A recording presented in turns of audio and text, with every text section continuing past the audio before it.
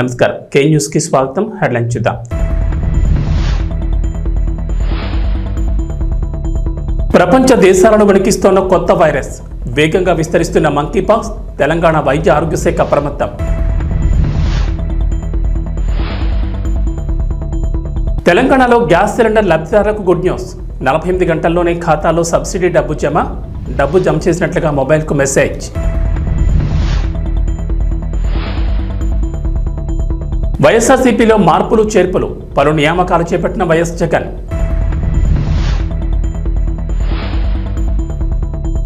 ఏపీలో మందుబాబులకు good news. త్వరలో జాతీయ అంతర్జాతీయ బ్రాండ్లు. అక్టోబర్ 1 నుంచి కొత్త మద్యం పాలసీ అమలు. కరోనా మహమ్మారి నుంచి ఇప్పుడిప్పుడే మానవాళి కోలుకుంటున్న నేపథ్యంలో మరో కొత్త వైరస్ వణికిస్తోంది. ఇప్పటికే ఆఫ్రికా దేశాల్లో శరవేగంగా ఈ కొత్త వైరస్ వ్యాపిస్తోంది. మిగతా దేశాలు కూడా అంతే వేగంగా విస్తరిస్తోంది.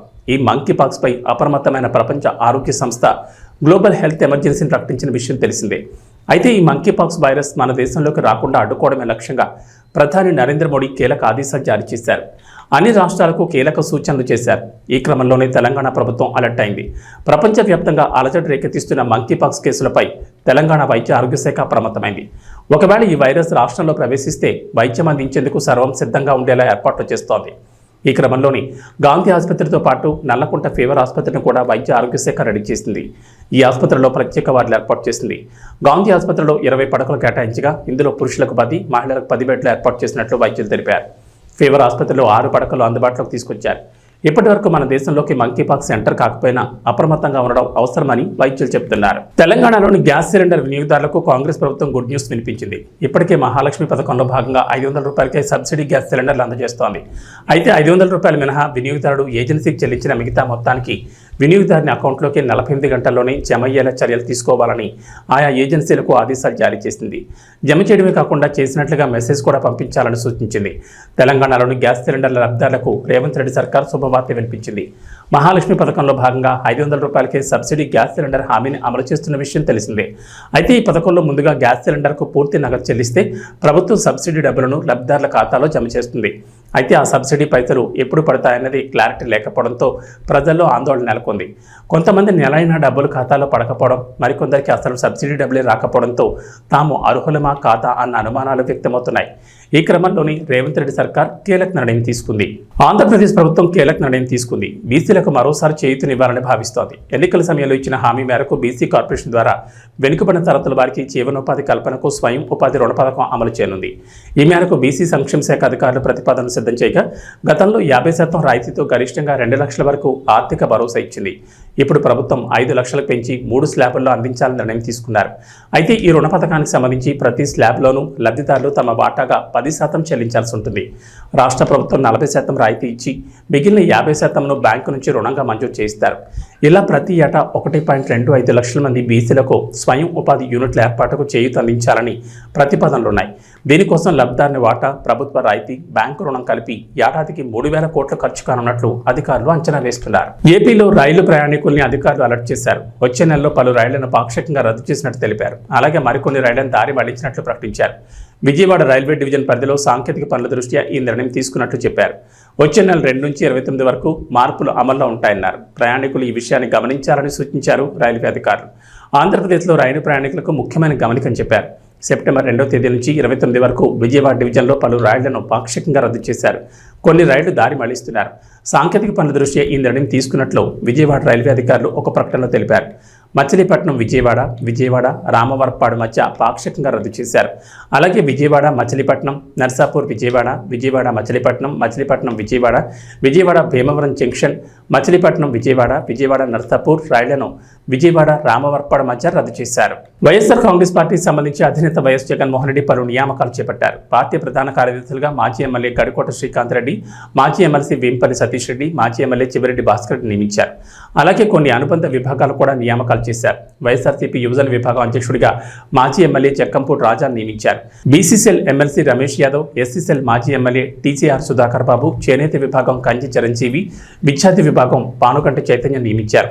ఆంధ్రప్రదేశ్ ఎన్నికల్లో ఘోర ఓటమి తర్వాత వైఎస్ఆర్సీపీలో మార్పులకు శ్రీకారం చుట్టారు అధినేత వైఎస్ జగన్మోహన్ రెడ్డి. పార్టీలో కొన్ని మార్పులు చేర్పులు చేపట్టారు. పలువురికి కీలక బాధ్యతల్ని అప్పగించారు. వైఎస్ఆర్సీపీ రాష్ట్ర ప్రధాన కార్యదర్శులుగా మాజీ ఎమ్మెల్యే గడికోట శ్రీకాంత్ రెడ్డి, మాజీ ఎమ్మెల్యే చెవిరెడ్డి భాస్కర్ రెడ్డి, మాజీ ఎమ్మెల్సీ వేంపల్లి సతీష్ రెడ్డిలను నియమించారు. ఈ ముగ్గురు నేతలకు రాష్ట్రంలో కొన్ని జిల్లాల్లో పార్టీని సమన్వయం చేసే బాధ్యతలు అప్పగించే ఆలోచనలో ఉన్నారు జగన్.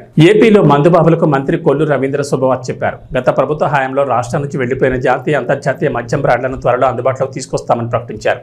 మంత్రి రవీంద్ర అమరావతి సచివాలయంలో confederation of Indian alcoholic beverages కంపెనీలు, గ్రెయిన్ బేస్డ్ డిస్టిలరీస్ అసోసియేషన్ ప్రతినిధులతో సమావేశమయ్యారు. మంత్రి స్టిల్లరీలు, మద్యం బ్రాండ్ల కంపెనీలతో వేర్వేరుగా సమావేశాలు నిర్వహించారు. రాష్ట్రంలో వినియోగదారులు కోరుకునే బ్రాండ్లన్నీ అందుబాటులో ఉంచుతామని మంత్రి తెలిపారు. గ్రెయిన్ బేస్డ్ డిస్టిలరీలు ఉత్పత్తి చేసే మద్యాన్ని విదేశాలకు ఎగుమతి చేసి అవకాశం కల్పించాలని అసోసియేషన్ ప్రతినిధులు కోరగా మంత్రి రవీంద్ర అంగీకరించారు. రాష్ట్రంలో నూతన మద్యం పాలసీని అక్టోబర్ 1 నుంచి తీసుకొస్తున్నామని మంత్రి తెలిపారు. ఎంఎన్సీలకు చెందిన పాపులర్ బ్రాండ్లను అందుబాటులో ఉంచుతామన్నారు. ఏపీలో నూతన మద్యం పాలసీపై ప్రభుత్వం కసరత్తు చేస్తోంది. రాష్ట్రంలో కొత్త మద్యం పాలసీ రూపకల్పనకు వివిధ రాష్ట్రాలు అధ్యయనం చేసింది. అధికారులతో 4 బృందాలను 6 రాష్ట్రాల అధ్యయనం కోసం వెళ్లారు. ఒక్కో బృందంలో 3 చొప్పున అధికారులు ఉన్నారు. వీరు తెలంగాణ, కర్ణాటక, తమిళనాడు, కేరళ, రాజస్థాన్, ఉత్తరప్రదేశ్లో పర్యటించారు. ఆయా రాష్ట్రాల్లోని ఎక్సైజ్ పాలసీతో పాటు వివిధ అంశాలపై అధ్యయనం చేశారు. ఈ మేరకు ఎక్సైజ్ శాఖ కొత్త మద్యం పాలసీ, ప్రొక్యూర్మెంట్ పాలసీపై కార్యాచరణ చేపట్టింది. ఆర్ఓఆర్ చట్టంపై తెలంగాణ లైసెన్స్డ్ సర్వేయర్స్ అసోసియేషన్ హైదరాబాద్లో నిర్వహించిన చర్చా వేదిక సమావేశం ముగిసింది. నూతన ఆర్ఓఆర్ చట్టం 2024 ముసాయిదాలు, లైసెన్స్డ్ సర్వేయర్ల ఆవశ్యకతపై నాంపల్లి ఫ్యాప్సీ భవన్లో చర్చా సమావేశం నిర్వహించారు. రాష్ట్ర వ్యాప్తంగా ఉన్న సర్వేయర్లు పెద్ద సంఖ్యలో తరలివచ్చారు. ఈ కార్యక్రమంలో సీఎంఆర్ఓ ప్రాజెక్టు డైరెక్టర్ లచ్చిరెడ్డి, భూమి సునీల్ తదితర అధికారులు పాల్గొన్నారు. రాష్ట్ర ప్రభుత్వం ప్రవేశపెట్టిన ఆర్ఓఆర్ చట్టంలో లైసెన్స్డ్ సర్వేయర్లకు చట్టబద్ధ కల్పించాలని అసోసియేషన్ రాష్ట్ర అధ్యక్షుడు వరప్రసాద్ కోరారు. అదేవిధంగా సర్వేయర్స్ యొక్క ఆవశ్యకతను సబ్ రిజిస్ట్రార్ అనుసంధానం చేసి వారి యొక్క సేవలను ప్రభుత్వం వినియోగించుకోవాలని కోరారు. ప్రభుత్వానికి, రైతులకు మీ సేవలు చాలా అవసరం ఉందని, సర్వేయర్స్కు ప్రత్యేక స్థానం ఉంటుందని ధరణి కమిటీలో ఉన్న సభ్యులు సునీల్ చెప్పినట్లు గుర్తు చేశారు. దీనిపై ఈ రోజు వరకు ప్రజల అభిప్రాయాలను సేకరించాలన్న రాష్ట్ర ప్రభుత్వ సూచన మేరకు ఈ సమావేశం నిర్వహించినట్లు వెల్లడించారు. ముఖ్యమంత్రి రేవంత్ రెడ్డికి చేరే విధంగా తమ సమావేశం విజయవంతమైందన్నారు. అలాగే తమ డిమాండ్లను గుర్తించి ముఖ్యమంత్రి తమకు న్యాయం చేయాలని కోరారు. అదేవిధంగా సీఎంఆర్ఓ ప్రాజెక్ట్ డైరెక్టర్ లచ్చిరెడ్డి గారు, అదేవిధంగా తాలీం director principal and director Devdas sir గారు, అదే రిటైర్డ్ ఎంఆర్ఓ బాదాస్ సార్ గారు, అదే రిటైర్డ్ జేసీ గారు, అదేవిధంగా టీఎన్జిఎస్ మాజీ ఎక్స్ ప్రెసిడెంట్ గారు, అదేవిధంగా చాలా మంది ముఖ్య అతిథులు వేదికపైకి ఈరోజు రావడం జరిగింది. అయితే లైసెన్స్ సర్వేల యొక్క ప్రధానమైనటువంటి ఉద్దేశం ఏంటంటే నూతన ఆర్ఓఆర్ చట్టం లోపల లైసెన్స్ సర్వేలకు చట్టబద్ధత కల్పించాలి.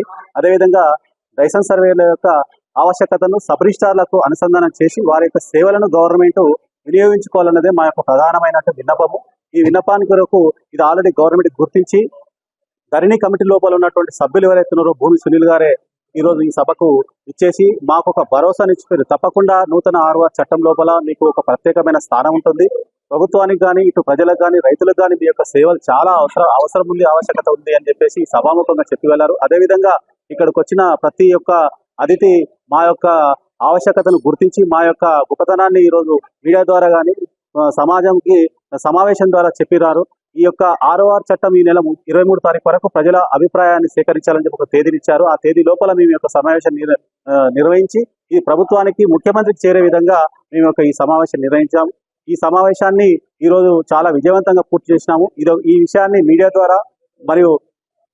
ద్వారా ఇటు విషయాన్ని ముఖ్యమంత్రి గారి దృష్టికి, ప్రభుత్వం దృష్టికి తీసుకుపోవాల్సిందిగా మిత్రులకు విన్నపం చేస్తున్నాం. జిల్లాలోని అన్ని గ్రామ పంచాయతీల్లో ఈ నెల ఒకే రోజు నిర్వహించే గ్రామ సభలను విజయవంతంగా నిర్వహించాలని, ప్రతి గ్రామ సభకు ఒక ప్రత్యేక అధికారిని నియమించామని, సదరు గ్రామ సభలో స్వర్ణ గ్రామంగా తయారవడానికి గ్రామ విజన్ డాక్యుమెంట్ తయారు చేయాలని, పండగ వాతావరణంలో నిర్వహించాలని జిల్లా కలెక్టర్ డాక్టర్ ఎస్ వెంకటేశ్వర్ అధికారులను ఆదేశించారు.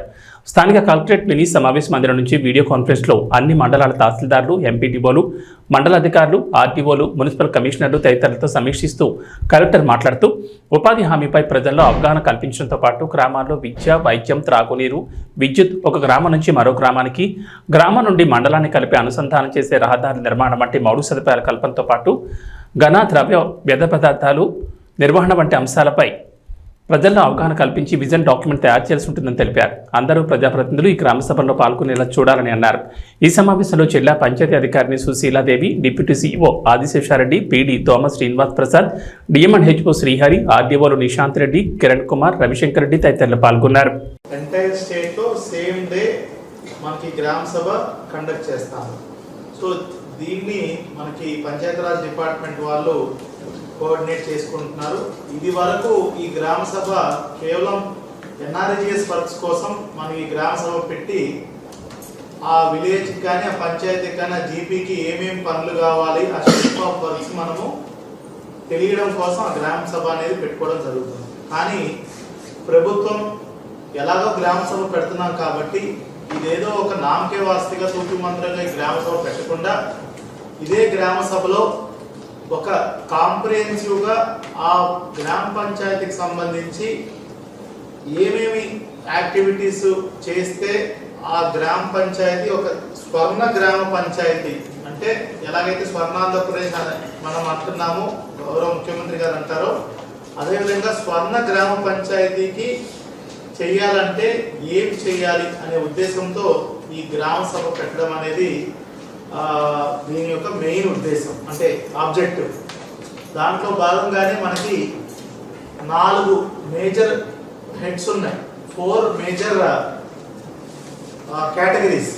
అంటే ఒక గ్రామ పంచాయతీలో ఏమేమి చేయాలి అనేది ఒక 4 హెడ్స్ ఉన్నాయి. సో అవి నేను ఆల్రెడీ మన వాళ్ళు చెప్పారు, నేను మరొకసారి బ్రీఫ్గా టచ్ చేయడం జరుగుతుంది. ఇంప్రూవ్డ్ కామన్ ఫెసిలిటీస్ అంటే రోజువారీ మనకి ఏదైతే ఆ గ్రామ పంచాయతీలో ఉండవలసినటువంటి కామన్ ఫెసిలిటీస్ ఏమేమి ఉండాలి, అందరికీ మళ్ళీ వాటర్ సప్లై ఉందా లేదా, అదేమన్నా సింగిల్ విలేజ్ స్కీమ్లో ఉందా, మల్టిపుల్ విలేజ్ స్కీమ్లో ఉందా, లేదంటే అక్కడ గ్రౌండ్ వాటరా. తెలంగాణ రాష్ట్ర వ్యాప్తంగా 27 లక్షల మంది రైతులకు రైతు రుణమాఫీ కాకపోవడంతో రైతులు ప్రభుత్వ కార్యాలయాలు, బ్యాంకుల చుట్టూ తిరుగుతున్నారని ఎమ్మెల్సీ యాదవ్ రెడ్డి, మాజీ అటవీ అభివృద్ధి సంస్థ చైర్మన్ బంటేరు ప్రతాప్ రెడ్డి అన్నారు. రైతు రుణమాఫీ విషయంలో ఎలాంటి ఆంక్షలు లేకుండా రుణమాఫీ అమలు చేయాలని డిమాండ్ చేస్తూ రాష్ట్ర బీఆర్ఎస్ పార్టీ పిలుపు మేరకు సిద్దిపేట జిల్లా గజ్వేల్ పట్టణంలో బీఆర్ఎస్ పార్టీ శ్రేణులతో కలిసి ర్యాలీ నిర్వహించారు. తెలంగాణ తల్లి విగ్రహానికి పాలాభిషేకం చేసి స్థానిక ఆర్డీఓ కార్యాలయం ముందు ధర్నా నిర్వహించారు. ఈ సందర్భంగా వారు మాట్లాడుతూ ప్రభుత్వం వచ్చిన వెంటనే రైతు రుణమాఫీ చేస్తామని అన్ని మతాల దేవుళ్లపై ప్రమాణం చేసిన సీఎం రేవంత్ రెడ్డి ఇప్పటి వరకు రైతు రుణమాఫీ, రైతు భరోసా, వరికి బోనస్ వంటి హామీలు నెరవేర్చలేదని ఆగ్రహం వ్యక్తం చేశారు. రైతు రుణమాఫీపై ఒక్కొక్క మంత్రి ఒక్కో విధంగా మాట్లాడడం విడ్డూరంగా ఉందని అన్నారు. రైతు వ్యతిరేక కాంగ్రెస్ ప్రభుత్వం మెడలు వంచి రుణమాఫీ చేసే విధంగా పోరాటం చేస్తామని, గజ్వేల్లో భారీ బహిరంగ సభ నిర్వహించి రేవంత్ రెడ్డి ప్రభుత్వానికి బుద్ధి చెప్తామని హెచ్చరించారు. దయచేసి 2 లక్షల రుణమాఫీ చేస్తా. గతంలో కేసీఆర్ గారు మాఫీ చేసినటువంటి రైతులందరూ కూడా బ్యాంకులకు వెళ్ళండి, 2 లక్షలు తెచ్చుకోండి, నేను రుణమాఫీ చేస్తా అని చెప్పి అటు యాదాద్రి లక్ష్మీ నరసింహస్వామి పేరు మీద, మెదక్ క్రిస్టియన్ మీద, మన గజ్వేల్ మసీదు మీద, మక్కా మసీదు మీద ప్రమాణం చేసింది. ప్రభుత్వం వచ్చింది, 8 మాసాలు అవుతుంది, ఇప్పటి వరకు రైతుకు రుణమాఫీ కాలే, రైతుకు రైతు భరోసా రాలే, కూలీ రైతుకు భరోసా ఇవ్వలే, కౌడు రైతుకు భరోసా ఇవ్వలే, 24 గంటలు కరెంటు లేదు, 500 బోనస్ అస్సలే లేదు, రైతు పండించిన పంట కొనుగోలు చేయట్లేదు. రైతు వ్యతిరేకంగా పనిచేస్తున్నటువంటి ప్రభుత్వాన్ని మెడలు వంచైనా సరే ఇచ్చిన వాగ్దానాలని వెంటనే అమలు చేసే విధంగా ఇలా టీఆర్ఎస్ బీఆర్ఎస్ పార్టీ కేసీఆర్ గారి నాయకత్వంలో ముందుకు పోతా ఉన్నాం. రైతుల పక్షాన మేము నిలబడుతున్నాం. మీరు చెప్పినటువంటి 2 లక్షల రుణమాఫీ చేయండి. బ్యాంకర్స్ చెప్పిన 39,000 కోట్లు చేస్తే కానీ అందరికీ రుణమాఫీ జరగదు.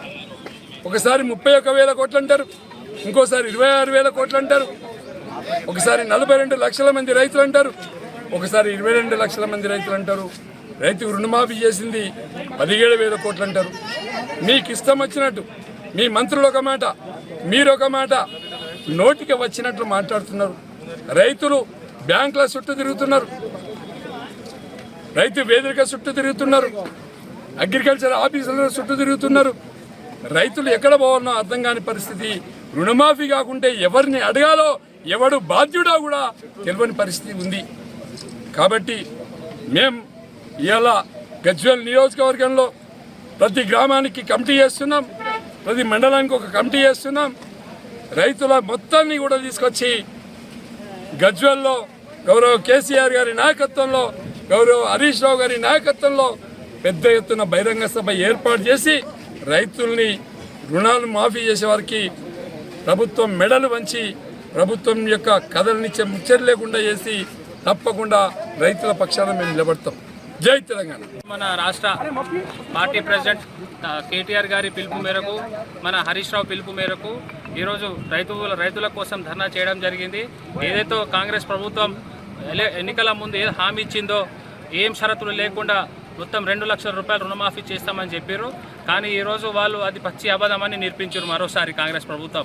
కావున మేమందరం వీడి నుంచి ఒకటే డిమాండ్ చేస్తున్నాం కాంగ్రెస్ ప్రభుత్వానికి, రేవంత్ రెడ్డి గారికి ఏం షరతులు లేకుండా మొత్తం ఉన్న రైతులకు అందరికీ 2 లక్షల రూపాయల రుణమాఫీ చేయాలని ఈ వేదిక ద్వారా తెలియజేస్తున్నాం.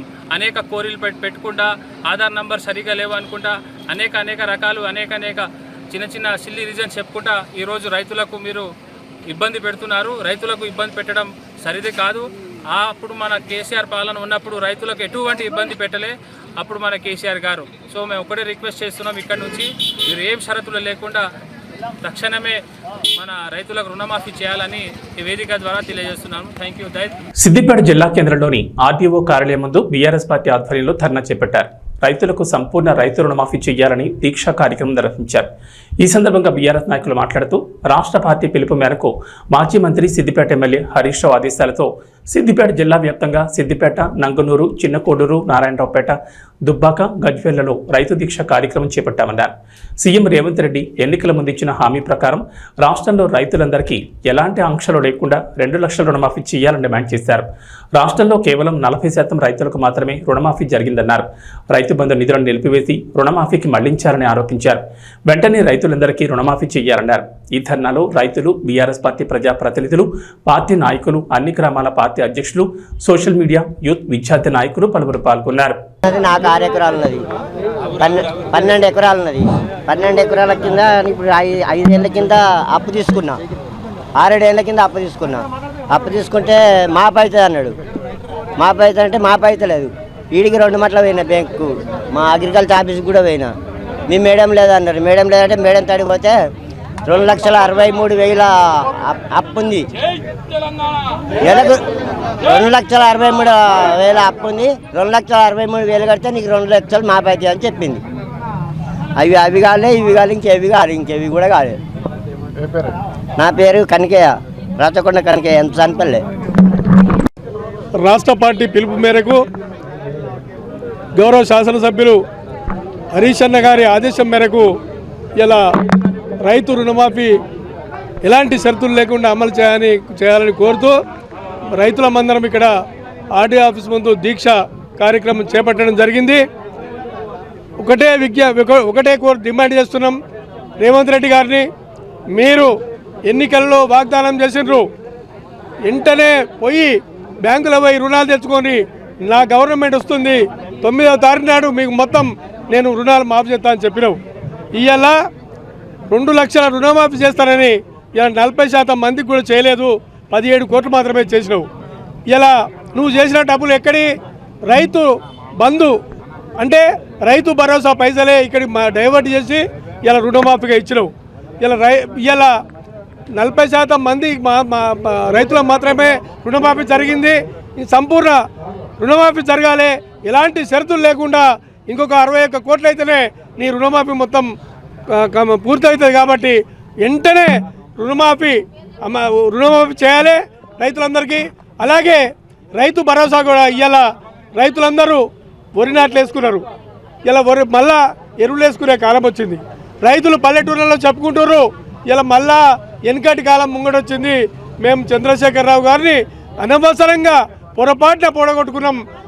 చంద్రశేఖరరావు పోతానని తెలియదు మాకు. స్థానిక నాయకుల యొక్క కోపం మీద ఇలా ప్రభుత్వాన్ని కింది మీద చేసుకున్నాం. ఇలా మా బతుకు ఆగమైంది. ఇలా మేము మళ్ళా సాహుకారుల దగ్గర పోయి మళ్ళా మిత్తిలకు బతిలాడి తెచ్చుకునే కాలం వచ్చిందని ఇలా రైతులు బాధపడుతున్నారు.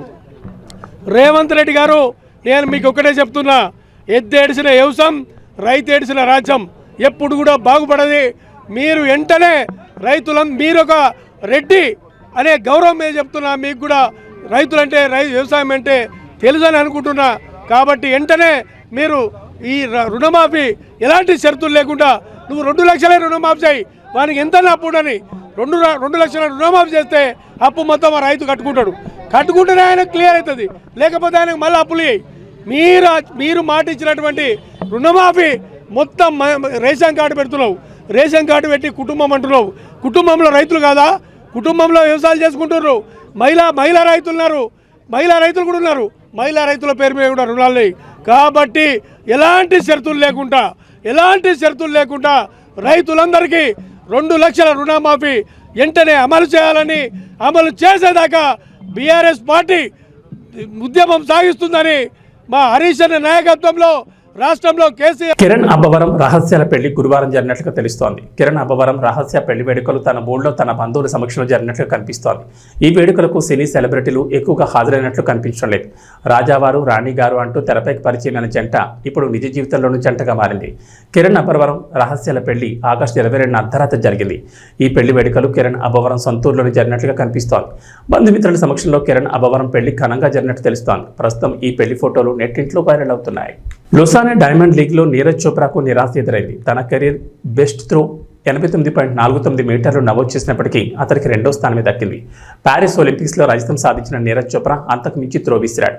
అయితే ప్యారిస్ గేమ్స్లో కాంస్యం సాధించిన గ్రెనడాకు చెందిన ఆండర్సన్ పీటర్స్ నీరజ్ చోప్రాను అధిగమించాడు. పీటర్స్ 90.61 మీటర్లు త్రోతో లుసానే డైమండ్ లీగ్లో ఛాంపియన్గా నిలిచాడు. కాగా నీరజ్ తన చివరిదైన 6వ ప్రయత్నంలో సీజన్ బెస్ట్ త్రో నమోదు చేశాడు. ప్యారిస్ 2024 ఒలింపిక్స్లో రజత పథకం సాధించిన భారత javelin thrower Neeraj Chopra Lausanne diamond లీగ్లోనూ 2వ స్థానంలో నిలిచాడు. మునుపటి బెస్ట్తో 89.45ను అధిగమించాడు. ఈసారి 89.49 మీటర్లు బల్లెం విసిరాడు. అయితే తన కెరీర్ బెస్ట్ త్రోను నమోదు చేసిన నీరజ్ చోప్రాకు మాత్రం నిరాశ ఎదురైంది. కెనడా క్రీడాకారుడు ఆండర్సన్ పీటర్స్ 90.61 మీటర్ల త్రోతో లుసానే డైమండ్ లీగ్లో ఛాంపియన్గా నిలిచాడు. ప్యారిస్ 2024 ఒలింపిక్స్ తర్వాత నీరజ్ చోప్రా బరిలోకి దిగిన తొలి పోటీలు ఇవే కావడం గమనార్హం. ఇక వాతావరణ విషయానికి వస్తే తెలంగాణలో వరుణుడు ప్రతాపం చూపిస్తున్నాడు. ఇప్పటికే రాష్ట్ర వ్యాప్తంగా వర్షాలు కురుస్తుండగా మరో 5 రోజుల పాటు భారీ వర్షాలు కురిసే అవకాశం ఉందని హైదరాబాద్ వాతావరణ కేంద్రం హెచ్చరించింది. పలు జిల్లాల్లో ఉరుములు మెరుపులతో కూడిన భారీ వర్షాలు కురుస్తాయని అంచనా వేసింది. ఈ మేరకు ఆయా జిల్లాలకు ఎల్లో అలర్ట్ కూడా జారీ చేసింది. ఆదిలాబాద్, కొమరంభీం, ఆసిఫాబాద్, మంచిర్యాల, నిర్మల్, నిజామాబాద్, కామారెడ్డి, జగిత్యాల, భద్రాద్రి కొత్తగూడెం, ఖమ్మం, మెదక్, ములుగు జిల్లాల్లో అక్కడక్కడ భారీ వర్షాలు కురిసే అవకాశం ఉందని వాతావరణ శాఖ తెలిపింది. ఉరుములు మెరుపులతో కూడిన భారీ వర్షాలు కురుస్తాయని పేర్కొంది. గంటకు 30 నుంచి 40 కిలోమీటర్ల వేగంతో గాలులు వీస్తాయని తెలిపింది. ముఖ్యంగా నిర్మల్, నిజామాబాద్, రంగారెడ్డి, వికారాబాద్, సంగారెడ్డి, మెదక్, కామారెడ్డి జిల్లాల్లో భారీ వర్షాలు కురిసే అవకాశం ఎక్కువగా ఉందని వాతావరణ శాఖ హెచ్చరించింది. ఇవి బులెటిన్ విశేషాలు. నమస్కారం.